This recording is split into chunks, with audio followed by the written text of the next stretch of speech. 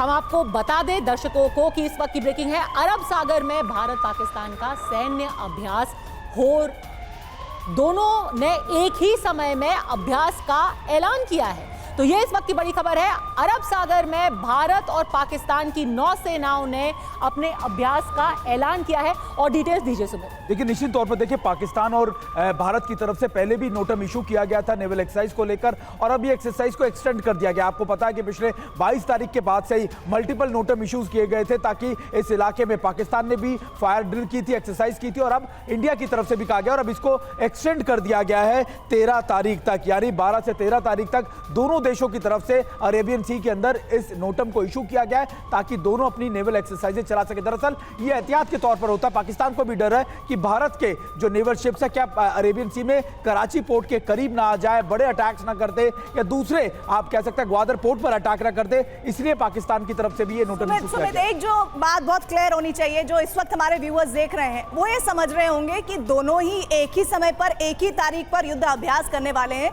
ये अभ्यास होगा या युद्ध होगा, ये क्लैरिटी दीजिए व्यूअर्स को। देखिए, ये नोटम मैं आपको बताऊं, दोनों एक समय पर पहली बार नहीं हुआ है। कई बार ऐसा होता है कि दोनों देश लगातार इस तरीके के नोटम इशू करते हैं। एक तरीके का काउंटर आप कह सकते हैं स्ट्रैटेजीज होती है, यानी एक अगर देश ने वो स्टैब्लिश किया एक स्ट्रैटेजी, तो दूसरा देश भी वही करता है। और अभी अगर आप देखें कि ये नोटम भी उसी की आप कह सकते हैं कि जिस तरीके से लगातार खबरें मिल रही थी कि कराची पोर्ट लगातार अटैक किया गया ड्रोन से, ये भी कहा गया कि पाकिस्तान के और भी पोर्ट भारत के रडार में है। तो ये सारी चीजें पाकिस्तान ने आप कह सकते हैं कि पैनिक सिचुएशन को लेकर की है।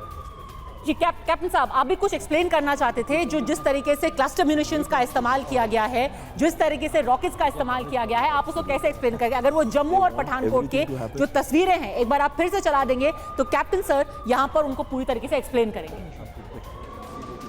हाँ जी सर, बताइए।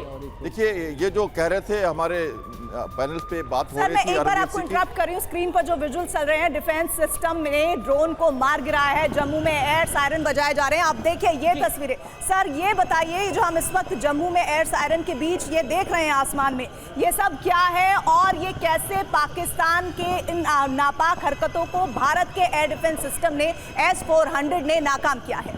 देखिए, महाभारत चल रहा है। सब जानते हैं कि जब एक परिंदा उड़ता है तो सबसे पहले उसको हम सर्च करके अपने रडार पे पकड़ते हैं, और जब रडार पे पकड़ते हो कितनी भी स्पीड हो, चाहे उसकी 400-500 किलोमीटर की स्पीड हो, एयरक्राफ्ट हो, ड्रोन हो या मिसाइल हो, तीनों रडार के लिए एक टारगेट है। और जब उसको हम एक्वायर करते हैं, एक्वायर करने के बाद एक प्रक्रिया है जिसके हिसाब से हम हमारे सर्च पे रडार पे उस पर एक्वायर करके और एक मटेरियल जो हमारे जो उसकी कैलकुलेशन से वो निकाल के और वेपन को देते हैं, और वेपन फायर होता है जो जाके उसको हवा में डिस्ट्रॉय करता है। तो एक ऑटोमेटिक प्रोसेस है ये, जो एक एयर डिफेंस का हिस्सा है, और उस एयर डिफेंस के हिस्से के हिसाब से इन ड्रोन्स को हवा में एक सुरक्षित जगह पे ही मार गिराया गया है, ताकि वो हमारे एरिया में आके न गिरे। सर मैं आपसे एक सीधा सवाल पूछना चाहती हूँ, कितने दिनों तक पाकिस्तान ऐसे रॉकेट ड्रोन्स का इस्तेमाल कर सकता है? उनके पास है कितने? क्योंकि वो अभी जो ब्रवाडो कहते हैं वो दिखा रहे हैं कि भाई हम तो बिल्कुल अंत तक इस वॉर को ले जाएंगे। है कितना उनके पास सामान? देखिए, ये हिजबुल्ला और हमास और इजराइल, ये वो वाली लड़ाई अभी हो रही है। रॉकेट पे रॉकेट छोड़ना, विलेज को खाली करा देना, नॉर्थ में हिजबुल्ला, साउथ में हमास, ये सब चल रहा है। और स्टैंड ऑफ वेपन्स का इस्तेमाल किया जा रहा है। Long range surface to surface missiles fire नहीं की जा रही है।